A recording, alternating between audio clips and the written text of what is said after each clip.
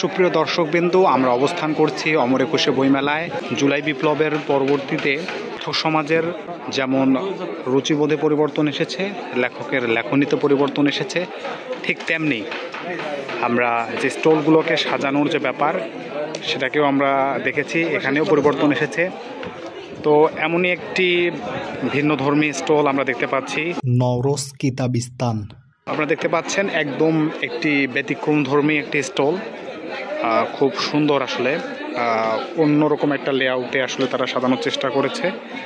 বইমেলা আরেকটি ব্যতিক্রমধর্মী আয়োজন বা ব্যতিক্রমধর্মী লেআউট বলতে পারেন এই বাতিঘরকে, যারা একেবারে একটা নান্দনিক ডিজাইন দেওয়ার চেষ্টা করেছে। আপনারা একটু লক্ষ্য করলে দেখবেন যে বাতিঘরের যে লেআউটটা একেবারেই একটি ব্যতিক্রমধর্মী লেআউট।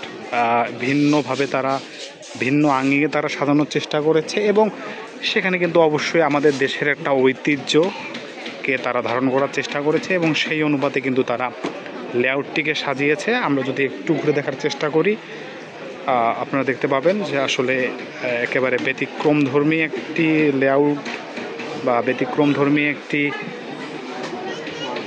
স্টল সাজানোর যে ব্যাপার সেটি কিন্তু বাতিঘর করার চেষ্টা করেছে। আপনারা দেখতে পাচ্ছেন একেবারেই একটা ব্যতিক্রমধর্মী একটা আয়োজন।